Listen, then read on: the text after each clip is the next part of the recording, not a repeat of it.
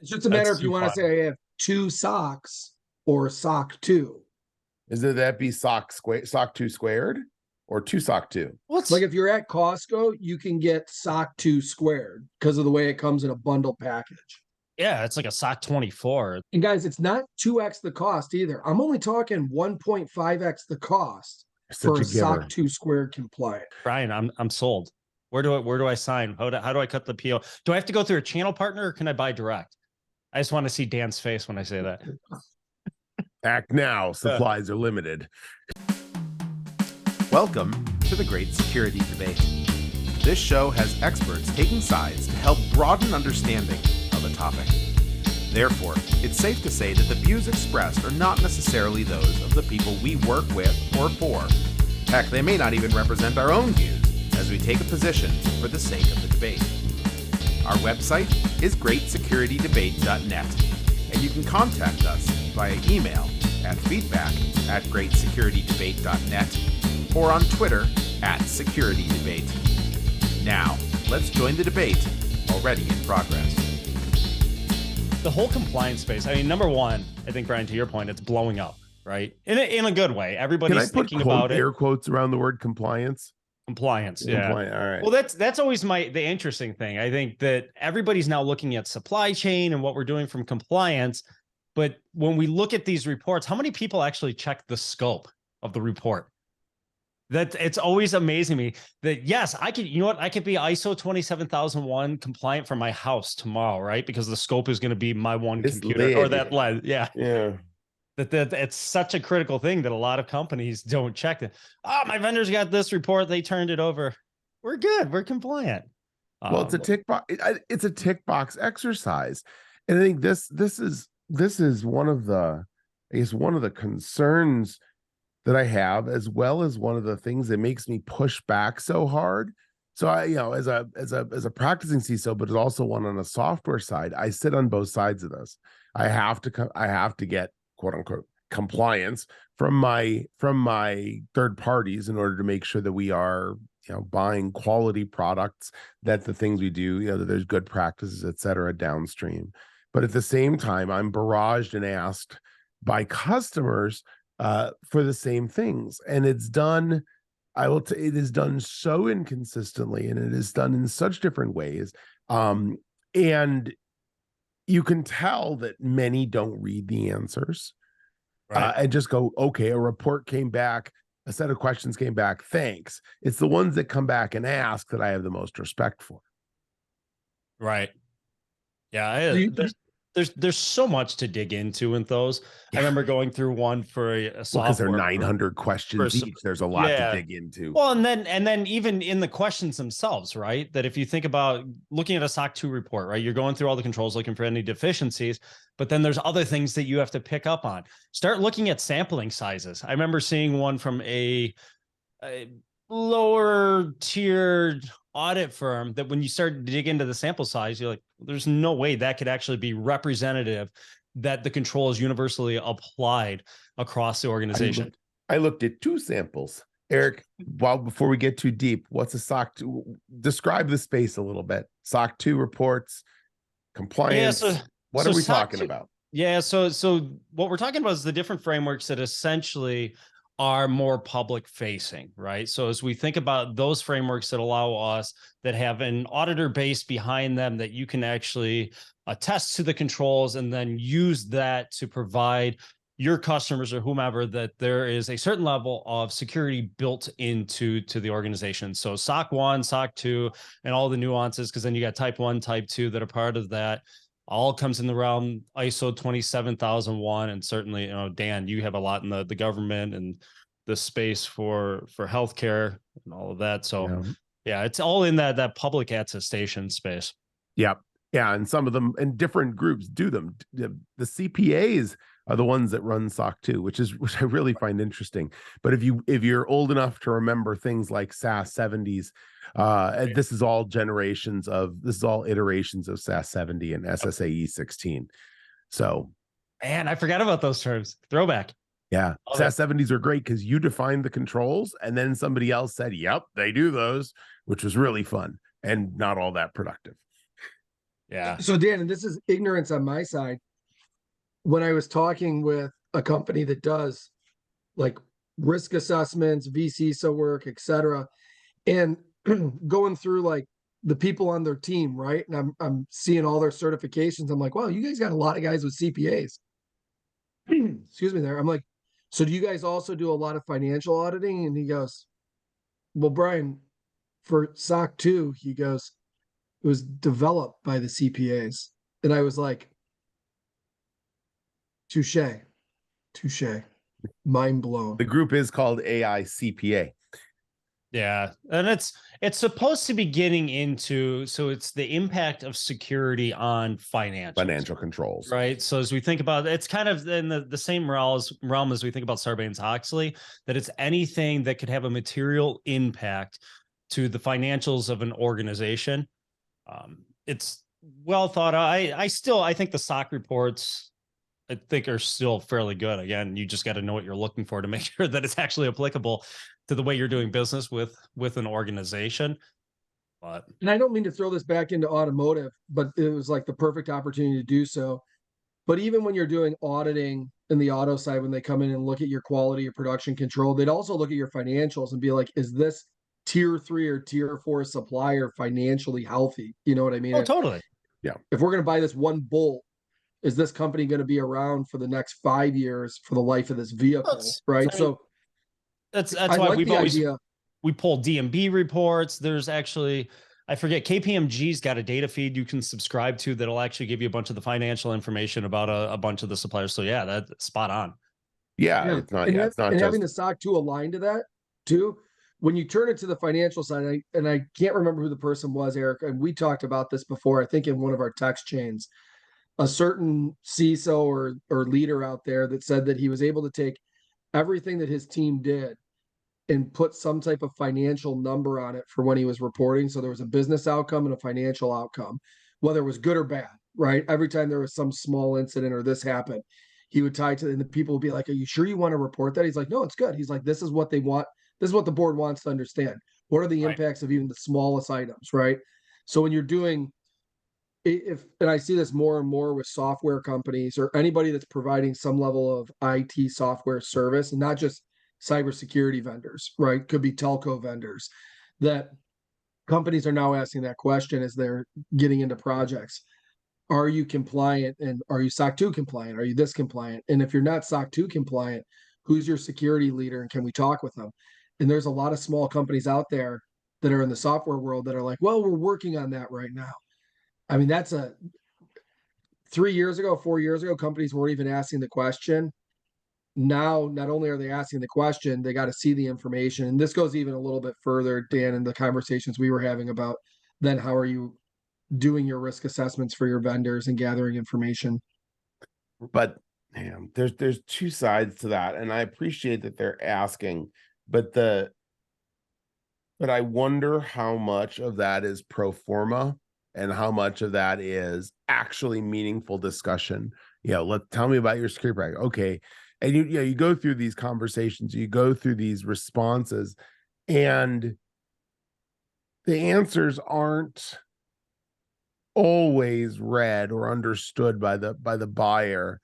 And I guess I would expect from companies I've talked to and worked with that there'd be a lot more pushback rather than, oh, yep, thanks for that, and then you never hear from them again.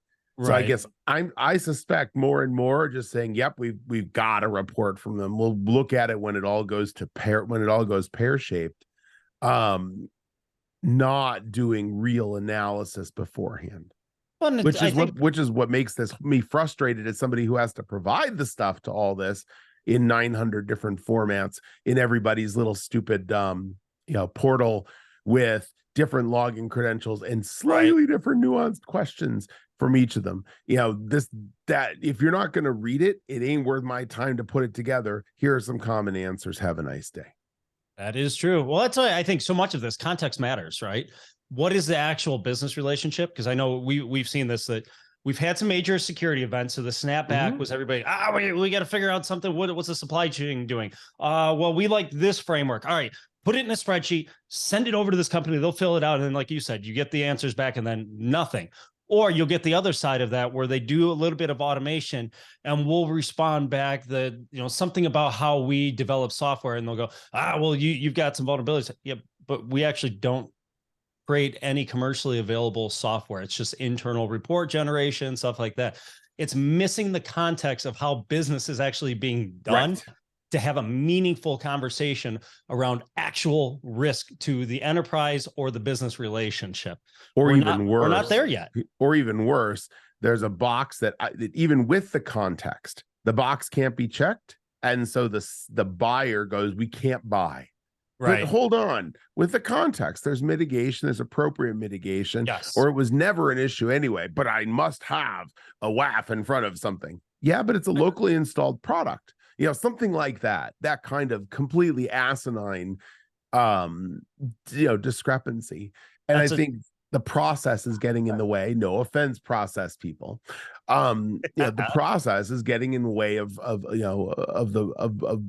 common sense. Right. Yeah, it's so true. I just had breakfast with somebody the other day, and this was another soapbox moment for me, because I think we were talking about it in the context of cyber insurance and frameworks. And it pains me how prescriptive we've become as an industry with all of these frameworks, that thou shalt have this technology or this technology, rather than let's talk about risk objectives around and allowing for the mitigating controls. And each one of us, if you look at just the three of us, give us one scenario for something we have to secure, we're probably going to come up with 10 different ways to do it. That's None right. of them neither right or wrong. They're just different. That's the nuance of how we build programs and what's available to us today. But the frameworks miss all of that. Sorry, Ryan. No, the key word there, the mitigating, right? You could come up with 3 different ways to peel that onion, right? And each one is mitigating the risk to whatever level you prescribe to it, right? So is but the one better than insurers the have other? a different level that they're comfortable, and they have comfort in certain methods, and that's why they're prescribing it. We know that 99% of the time, this method will reduce our ability to have our requirement to have to pay by 99%. So we're very happy about this. They all sound like Scooby-Doo villains. Dan, and I agree with you that, like, if you're filling out all the information, submitting, and the person just taking it and saying thank you. I would have gotten away with it too if it weren't for you pesky Michiganders. Yeah. Michiganders. But if you're just filling out the information and someone's putting it to the side, I really truly believe that this is all in its infancy. And what I mean by that is, and again, I'm going back to do an automotive pivot, and I love bringing up DFEMA and PFEMA. But the idea that when you fill out that if you go through the entire assembly process from beginning to end, if you were to go through your entire network, right, all your architecture, fill everything out from beginning to end and turn that report into your customer, in the beginning, and how this all kind of prescribed to quality, production control, and risk management of your production to make sure your assembly line wouldn't shut down, a whole team goes in there and they read your report and say, we don't agree with this, we don't agree with this. And then you had to walk them out there and show them what you were doing and why this process is not as critical as they're deeming it, that it's process 3 down the line that's more critical, and this is why, right? And you show the controls that you put in, right? And the additional visual inspections and this and that. And they're like, gotcha. Okay, we'll sign off. I'll give you that. I'll give you that in the context of a buyer and of a internal team, but I will not agree to that context when it comes to an insurer. Both the buyer and the internal team have the same motives of a theoretically secure product. The insurer has a very different motivator, and therefore will look at the process very differently and not necessarily agree with your controls or with your choke points. You really think they're looking at the process? No. But I'm saying, but insurers look at things insurers have a different intent. Yes, I would agree. That is the point. I think they are more technology checkbox than anybody else. Well, right. So they're not gonna give a crap about nuance is the point. Yeah. Okay. All right. I'm with you there. And Dan, one thing I'll say too, and this was a recent conversation where, we had 3 different people or 3 different technologies being looked at, and the company actually brought their security leader into the conversation, and And while he was sitting there looking at whatever the technology demo or the console was, watch somebody go in and out without using any type of MFA or single sign-on, and began to ask questions. And that's where it peeled back the onion. And he said, well, do me a favor, just send me your SOC 2 report. And afterwards I had a great conversation with him. And he was like, he's like, I'm seeing this more and more. He goes, I'm actually asking the question, not are you SOC 2 compliant? Just send me your report. He's like, because there's little things I can look at real quick Mhm. that would tell me how this was all put together. Like, Right. what Well, the scope remember, framework is. Brian and everyone, SOC 2 is not a certification scheme. SOC 2 is a reporting scheme. It is Correct. not, I am SOC 2 compliant. There is no such thing. There is, however, a SOC 2 report that lists out the things that you've done and the observations made by the by the auditor and the gaps indicated. This is different than ISO 27001, which is a actually compliance with certification framework. scheme. It is a binary. I am certified and therefore I am not. There is not a parallel report. There is, however, a scope document that goes with your ISO document, which can then to Eric's, I think, first point of the day. Did I certify this lid? Or did I certify my entire organization? Those should always go together. Yeah. And again, back to the whole PFEMA, DFEMA. Did I certify this one process? I'm going to charge you $1 every time you bring those damn things up. But I'd be rich. recently, Oh, did you just Eric, I go brought bare that naked up. ladies? Are you going to sing the rest of the song now? If I had 1 million PFEMAs, I think the world would be such a better place. I'd be rich. I totally I agree with Brian on this one, though. I mean, if you look at think about it, linear versus dimensional, right? PFEMA, DFEMA is dimensional, that looking at the different areas and protecting against the risk of failure. And this gets into, we were going back and forth, Dan, on somebody hit me up on a control that, you have to have TLS decryption in your web filtering to be secure. Like, okay, No. Does it help? Yes. How much more does it actually break than what it helps? By the way, I've also got an EDR play and some other things sitting on the endpoint that encryption the tunnel is already broken down and it's looking at what's going on in the browser. That is a mitigating control. I don't necessarily always have to be in the stream. Right. But all of the frameworks don't take that into context on all of these different dimensions on the way we can protect against things. Dan, one day, I swear, the auto industry is going to level up and maybe be the most secure if they can actually look at their security risk management, similar how they look at their production control risk management. I mean, it's amazing because culturally, if you look around the world, whether it's Japanese, Asian auto manufacturers, European, North American, everyone, all the manufacturers are so focused in, right, on their parts per million, right? Can you get to 0 ppm, right? Which means 0 bad parts per million coming out.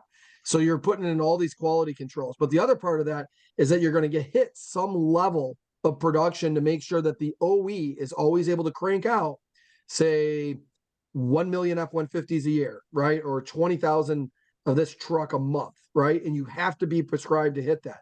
And they come through and look at all those controls. And to Eric's point, you may come in and they'll look at this and say, okay, you need to have this in place. You're like, no, but I put a visual inspection, I put an extra person, all these other things. But there might be another process that they click on and they say, hey, this one, your rating is so high that your end result, your risk to us, your overall risk score, we can't accept this. You can't supply to us. And the only way to bring that risk score down is to put a piece of technology in place, a camera system or something on the line. And then the management looks at that and says, okay, so the customer's saying they will not agree with us. No matter how much we've argued, we got to put a piece of technology in place. So now you're given budget because everybody agrees all the way up. And it was the same point, Eric, we were trying to make in front of the group of people last week, where it's like, guys, everyone in this room is selling some type of technology that solves a problem, right? Great, right? That might be the best technology for that problem, but it doesn't mean that the people up on stage need to buy every one of your technologies, because Right. the way they solve their problems is all different, right? And everyone's internal landscape is different, and the things that you're trying to mitigate and control are different. So then when you go back to these frameworks that people are building and all these different new GRC tools and everything else, it's like it's morphing right now, and I feel like it's in its infancy. And I know I'm going to keep saying PFEMA and DFEMA, but one of these days, $2. Yeah, this conversation right here. So I'm going to go tangential. This is the concern I have with the evolving SEC requirements as it pertains to boards. This is one of the concerns I have on putting a security practitioner expert on a board, right? There's so many different ways to do things that if you start getting into, and for those that are listening that Yeah. might be joining boards, you have to go in with this mindset that there are multiple ways to do things, Yes. but it creates an opportunity for conflict. Well, no, I think you should do it this way. No, this is really, I think, what the best risk posture is for the organization. And there's an opportunity for some tension there if boards start choosing the wrong personalities to add to check that box to give themselves a security expert. Yeah, no, I think you're right on, and this is another one of those cases of just because you can doesn't mean you should. Just because you're qualified to be on a board and do this doesn't mean you have the right personality, the right business mindedness, the right context for that particular board, the right personality match. I mean, there's all of the same things that go into choosing any board member, right, that need to go into this as well. And what they don't need, what can't happen is you hire a Mr. Peabody that you stick in the that you stick in the closet and you bring out once a month to say, yes, we're doing great things, Sherman. and then you stick them back in. It needs to be a real meaningful part of the discussion. But you're right, it can absolutely add friction, because it's going to be the foil to business enablement at a board level, to pure business enablement at all costs at the board level. Now, I think boards are getting wiser and wiser, and CEOs are getting wiser and wiser when it comes to introducing risk management into their business decision process, especially from a technology perspective, because business is technology today. There's really no such thing as, that's why we're seeing the fall of the CIO and the integration of this stuff out into business units rather than central IT. But and can I give you an amen on technology is business? Yeah, I'll tell you, one of the things is business too. One of the things that's irking me more and more, and I'm totally going into a soapbox moment here, is when IT practitioners, security practitioners, anybody in the technology space references other departments as the business. Oh, kill me. It is such an old mentality Yep. of being a cost center that, well, we got to give it to the geek squad over there and they'll figure something out. We'll give it back to the business because they're, absolutely.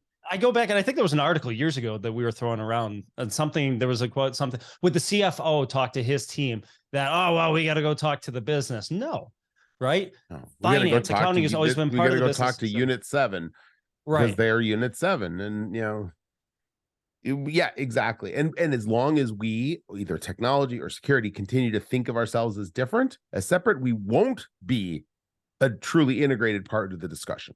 True. And this is, kind of bringing it back into the conversation around governance, though. And I know we share this thought. This is where I think we're at an inflection point in time. Some companies have already picked up on this, where governance and security can be a business differentiator, that it allows you to sell. And Dan, I think I don't know if you want to go into it, but I think you've done some phenomenal things in tying some of your governance pieces to actual sales from the organization. And I think that's really where we need to be. And I think, Brian, we kind of talked about that a little bit in the talk we had at Walsh last week. Yeah, the idea that, and there is a clear tie to, security is part of every sales cycle. It's part of every, for all the reasons we just talked about, the security questionnaires, the back and forth, the how do you do things, the security won't let me buy until they review, all of those kinds of things that exist in processes, which means that if you're on the sell side, and everybody is selling something to somebody, right? You don't just make things and let them sit there. So everybody's selling something to somebody. The security piece of it is in some industries, it's very clear and easy how it is part of your brand and how and your reputation and the sales cycle. In other cases, it's a little harder to tell, but I think there's always a way to find a linkage between doing security better and building brand trust and building, building a shorter sales cycle. If you can take 20% off a sales cycle because you've got a set of security documentation that you can present, or a clear and concise and transparent method to give to a security officer on the buying side, and they can get right through it, or you're using industry standard things, or all of these kinds of things, this is a business enabler, because now you're able to start collecting revenue 20% faster, or whatever the percentage is for your organization. All of these things, security is business. Nobody buys a thing and doesn't have some discussion about security today. So, build it in, and those metrics, those are dollars, those are pounds, those are yen, those are euros, those are whatever your currency. It is money. That is true. So we're not a cost center, merely a cost center anymore. Not a cost center. And when we talk about friction, right?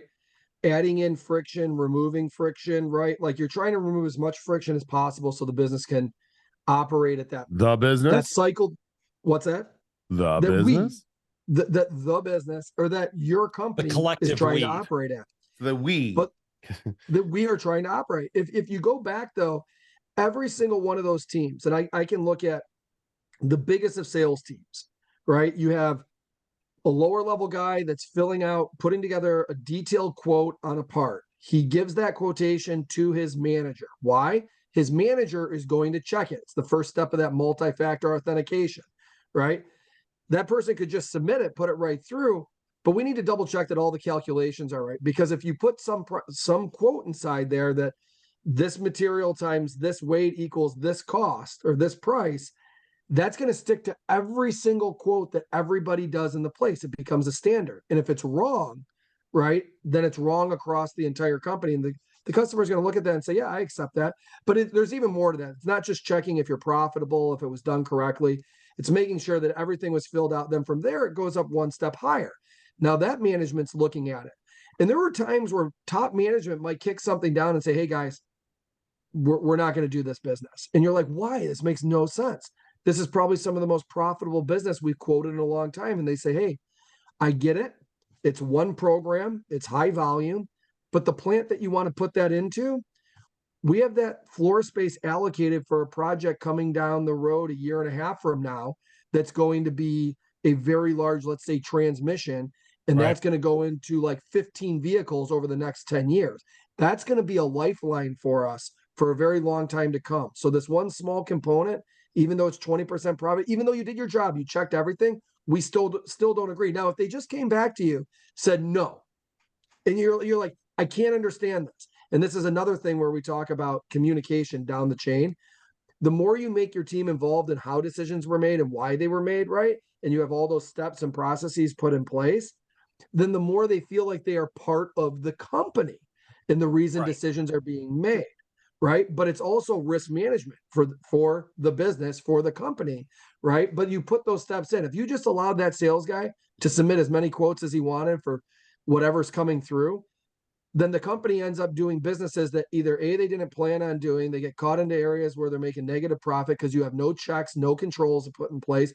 You have no risk management of your team. Everything that the company does, every part of that organization has some level of risk management. Even like you were saying, the CPAs, the finance team, everybody has double checks.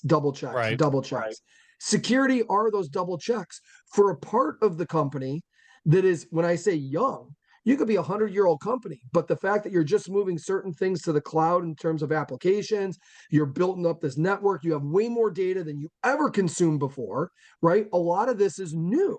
So some of the controls that are being put in place, yes, might feel like way more friction because there was no friction there before, but it's because there was no checks and balances. And it's the same for any company that grows. There might have been just one sales guy. Now you have 100, right? You do have to check those things. So it's I think getting everybody to understand and how it's being portrayed that And this is where communication becomes key. And Eric, Dan, we've talked about this a lot. There's people in the security industry or the tech industry that maybe worked for a company for 20 years and were promoted out of necessity, right? Because he was the most important person in the company that did the one thing that nobody else did. That's an extreme amount of tech debt. If you have one person that you've depended on for everything and he fell sick or left, what happens, right? But Right. then they don't know how to explain the whys up to management. And I think some of the reporting tools, people believe that they created these GRC tools to find ways for the security teams or the IT teams to, handle what they can't communicate up. But I don't know that some of them are the best example of how to do that. Well, just like putting Mr. Peabody on the board, we need to do the following technical things. Never going to get accepted because that's not the language of the board.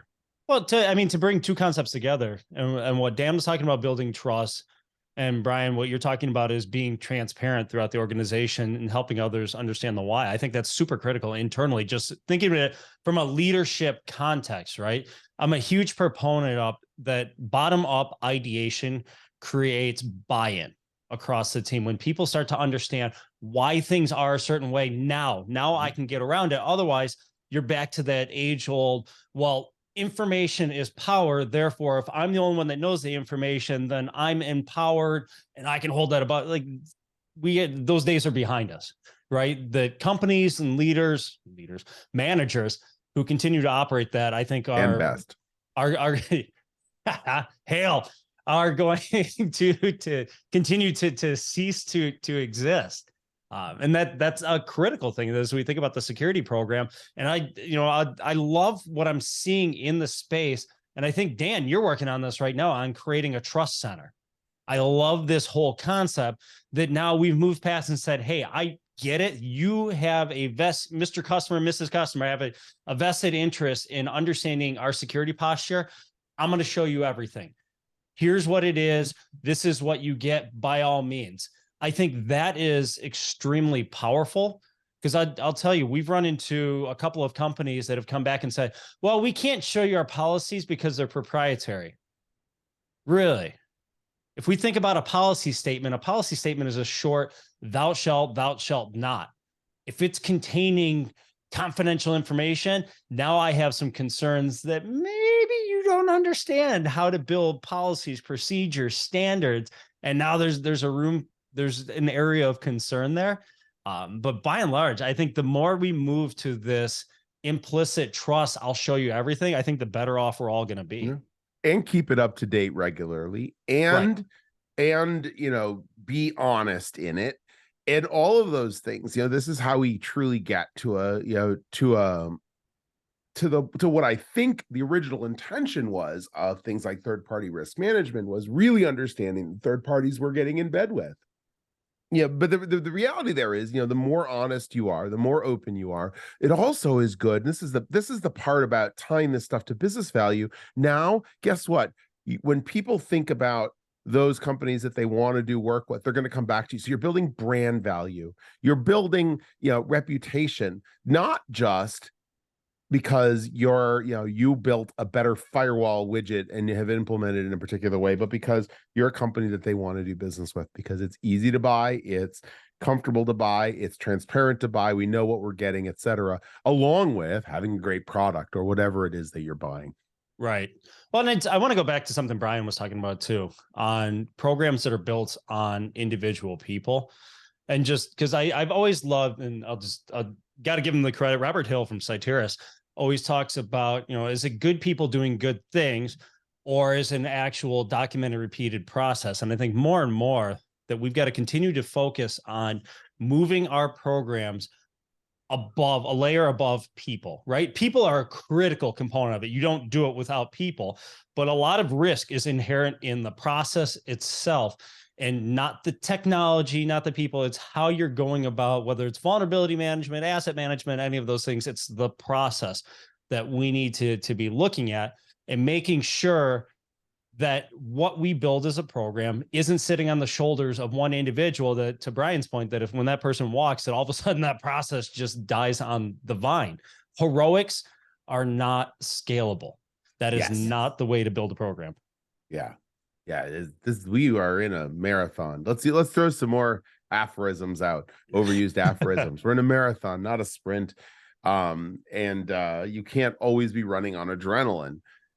It's Well, the problem with that though, Dan, is you said it's a marathon, not a sprint, but just like when it came to EVs and timing, and not to go to automotive, but anything that's coming up, it's like, no, I know it's just so easy to like we're in Detroit. It's like, hey, we're all gonna switch over to this. It's like we got a plan by 2030. We're gonna be at 90% electric, right? And it's like, okay, what was the plan for name the electric company, DT, you name it, to have a grid put in place and for everybody to have the infrastructure at their house?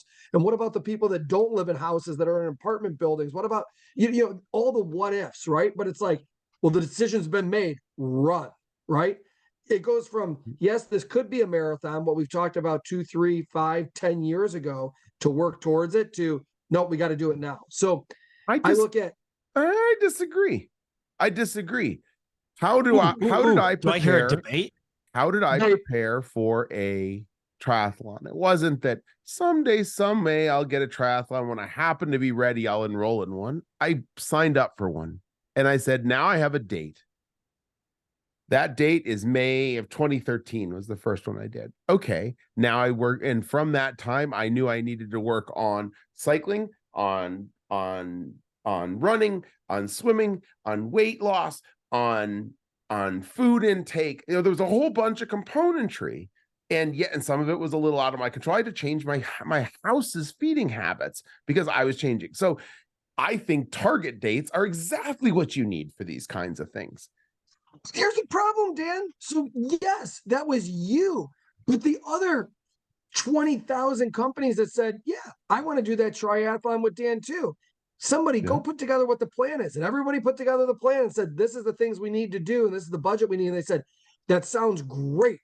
I'm going to have you go back. Can you tweak it just a little bit? And for 5 years, they tweaked a plan, but never started.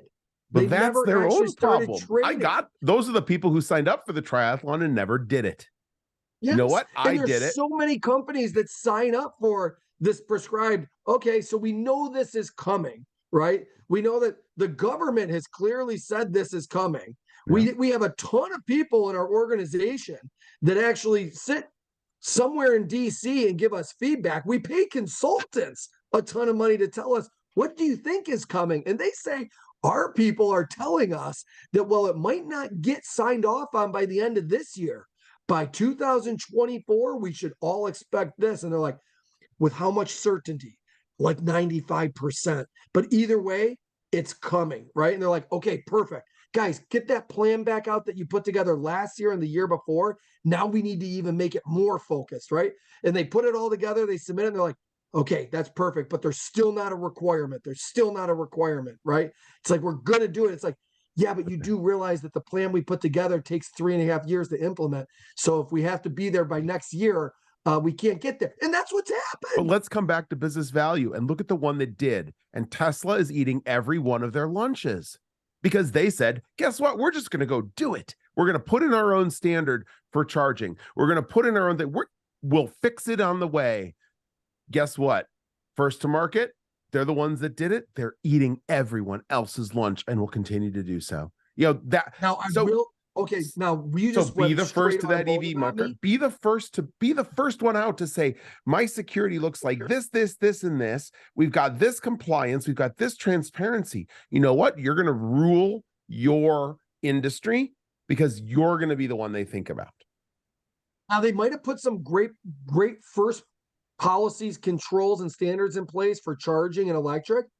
But if we actually went back to the PFEMA, DFEMA model and said, okay, when you said first to market, they did this, right? We'll fix it on the way. Yeah, that is true. Yeah. Every one of their large screens, when they said, we're the only ones that can do this, nobody else can. Everyone else said, we've looked at it, but nobody else can make it to this grade of -80 and 200 plus Fahrenheit this, right? Like whatever the control is. And they said, well, we don't need that. And a year and a half later, you're replacing every one of your screens. But right? You know what, Brian? But you know what? They did it. They took the step. They did it. And they are making money hand over fist. And because it's not and it's just also about... because they haven't Okay, that's also because they haven't. This is separate from security. No, I think it's exactly parallel. I think it's take the foot off the step, take the step off the curb, do the stuff you can, do the stuff you know. You may not have the perfect vision. You may not have all the answers about where the industry is heading around an SEC, this, or what you need to file there, what your board needs to look like, or what the hell freaking spreadsheet you need to fill out. Yeah. But Well, you it do comes back to something. if you sit Just around waiting do for 100%, something. if you sit around and wait for 100% certainty to move in a certain direction, by the time you make that decision, you're behind the 8 ball, or it's gone in a completely different direction. And somebody else has come up behind you and said, look, we're doing it. Because you know what? There's always going to be a Tesla. And there's always going to be a GM and a Ford and a Chrysler looking at there going, well, okay, crap. Now we got to catch up. I do agree with Dan in this sense that I think you're almost into the innovator's dilemma here. That exactly. there was first mover advantage, and we sat back and watched as the traditional automotive makers go, well, I don't know if this thing's going to play out. We got to run our risk models. Well, let's have a meeting to have a meeting to have a meeting to have a meeting. And Tesla just came in, and that's part of it is the persona of Elon Musk. That right or wrong, we're going to do this. If we fail, fine. And honestly, that's a mentality that resonates with me, though. We cannot be afraid to fail. And in security, we're so scared of doing it wrong because if we do it wrong, there's lots on the line. And this is historically, if we can have a million successes, but the one failure is the one that gets through, and that's what we have to deal with. So we struggle in this a lot, which is why I'm so adamant about just take the foot off, especially in compliance documentation. Who gives a crap? Just put something out there. Eric, I do agree with you. The innovator's dilemma, and you are absolutely right. And when you go back and look at history, it was the large OEs that killed the electric vehicle, and he took a big risk. And all the OEs looked at it and said, as long as we keep everybody out, nobody can get in because it costs so much money to get in.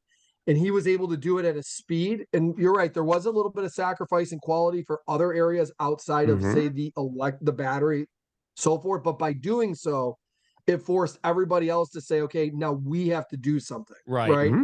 And so I will agree with you there, Dan, when it comes to security, right? Like the first person to figure out, I should say the first person, the company that says, okay, not only are we going to put in the controls, but we're not just going to put Band-Aids on things and say that we did it. We're going to go back and whether it's journey to the cloud, already in the cloud, look at it, figure out all the processes, controls, and say, hey, we're actually going to do it right. And then this is going to drive business, for the next 10, 20 years. And that's similar to what, when you look at production control lines, right? Quality, et cetera. When they looked at the volume, like if we could do this right, we put all the money into it, create these controls, we'll be able to create a well-oiled machine, which is your business. It's your company, right? And if you do those things right and well, and everyone understands the why, right? It's not just one group doing it because then nobody else buys in. It's a culture. My prediction on this whole space, and going back to just talking about electric vehicles, I actually think we're going to see a replay of copycat players trying to mimic the Tesla model that's going to harken back to TPS, right? The Toyota production system. That all of a sudden, I think this is why you're starting to see some of the struggling on some of the lesser players. Like, well, Tesla did it this way. Well, how did Tesla do it? Well, if we break it down into these steps, we'll do exactly what they do, rather than recognizing the cultural aspects of the way they're looking at risks and agility. And that is the differentiator and why they're so successful right now. Which then, if we bring this back to security, and unfortunately we're running out of time here, if you bring this back to security, to developing your own methodologies, we are each in our teams and our organizations the most aware of the context and the most aware of the intricacies, and developing the methods that best convey them. I think it's really valuable for us to convey out what it is we do, rather than looking to somebody outside trying to prescribe the questions that they think most effectively narrate our security posture and our control. And if you don't have a message, somebody else is going to ask you to create one. So create the message, be there first with the message, and that We'll let you set the message, the tone, and the context for it when it comes to risk, when it comes to compliance, when it comes to business value of security in your program, etc. Unfortunately, Absolutely. we're out of time. Thank you so much for being here. We really appreciate it. Eric, Brian, no more automotive PFEMA and DFEMA for you today. You've had enough. It's like pancakes. You can only have 5. We're really grateful for you, the listener, and you, the viewer. We really love you being here. We really want your feedback too. Please send us a message, feedback@greatsecurity.debate.net. You can find all our past episodes and this episode on iTunes, on your favorite podcast application, and on YouTube. Just search for The Great Security Debate. We're on Twitter @SecurityDebate. We're not on Mastodon yet, but maybe I'll fix that. If so, we'll post where that is.